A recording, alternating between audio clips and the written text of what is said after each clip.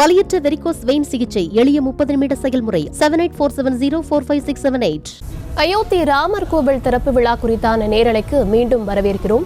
தொடர்ந்து ராமரை பற்றியும் அயோத்தியை பற்றியும் விரிவாக பேசுவதற்காக அரங்கத்திற்கு வழக்கறிஞர் மற்றும் ஆன்மீக சொற்பொழிவாளர் திரு சதீஷ்குமார் வந்திருக்காரு. அவர்கிட்ட நம்ம தொடர்ந்து பேசலாம். வணக்கம் சார். இன்னைக்கு அயோத்தி நகரமே விழா கோலம் போல காட்சியளிக்குது. திருவிழா மாதிரி மக்கள் செலிப்ரேட் பண்ணிட்டு வராங்க. ராமருக்கு எவ்வளவு முக்கியத்துவமோ அதே போல அயோத்திக்கு முக்கியத்துவம் இருக்கு.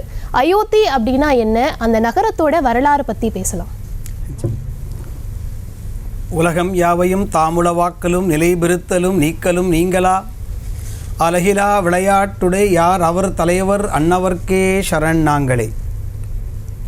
எல்லாம் வல்ல எம்பெருமானுடைய பரம் கருணையினாலே இன்றைக்கு நடைபெற இருக்கின்றதான இந்த உலகமே கொண்டாடுகின்ற ஆன்மீக பெருமக்களால் எதிர்பார்த்து கொண்டிருந்த இந்த வைபவம் இப்பொழுது சீரும் சிறப்போடும் அயோத்திமா நகரத்திலே நடைபெற்று கொண்டிருக்கக்கூடிய காட்சியை நாம் இப்பொழுது திரையிலே பார்த்து கொண்டிருக்கின்றோம். பாரத தேசத்தினுடைய சிறப்பு என்பது அது ஆன்மீக பூமியாக இருக்கின்றது என்பதுதான் அதற்கு இருக்கக்கூடிய உயர்ந்த சிறப்பு.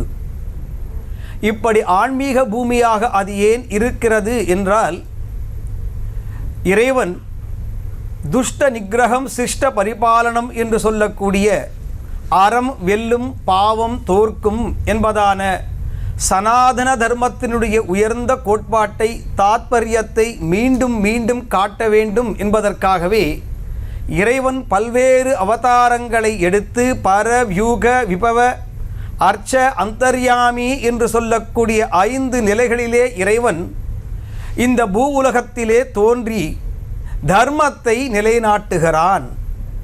இப்படி தர்மத்தை நிலைநாட்ட வேண்டும் என்பதற்காக அவன் எடுத்த பல்வேறு அவதாரங்களின் மூலமாக கலியுகமாக இருக்கக்கூடிய இந்த உலகத்தில் வாழ்கின்ற மக்களுக்கு அவனே ஓர் உதாரண புருஷனாகவும் இருந்து எப்படி ஒரு மனிதன் வாழ வேண்டும், மானுடம் வென்றது என்பதை காட்ட வேண்டும் என்பதற்காக வள்ளுவப் பெருந்தகை சொல்லுவாரே, வையத்துள் வாழ்வாங்கு வாழ்பவன் வானுரையும் தெய்வத்துள் வைக்கப்படும் என்று ஓர் மனிதன் எப்படி வாழ்க்கையை நடத்த வேண்டும் என்பதற்காக இறைவன் நடத்திய ஓர் நாடகம்தான் ராம அவதாரம் என்பது.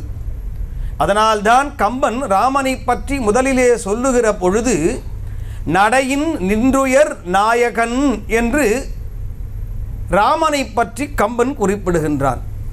இப்படி ராமனை பற்றி குறிப்பிடுகின்ற பொழுது அவனுடைய அவதாரம் என்று எண்ணினாலே நம்முடைய கண்களுக்கும் மனதிற்கும் தோன்றுவது அயோத்தியா என்று சொல்லக்கூடியதான புண்ணிய பூமி.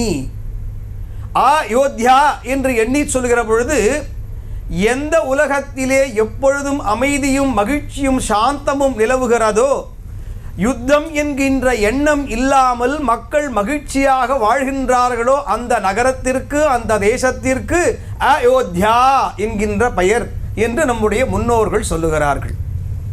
ராமபிரான் பிறந்தான் என்பதனாலே மட்டும் இந்த அயோத்திக்கு பெருமை இல்லை. ராமன் பிறப்பதற்கு முன்னதாகவே ராமன் இஷ்வாகு என்று சொல்லக்கூடியதான வம்சத்திலே வந்தவன்.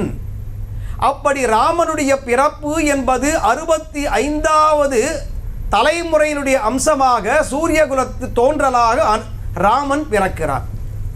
அப்படி என்றால் அயோத்தியாவுடைய சிறப்பு என்பது என்ன?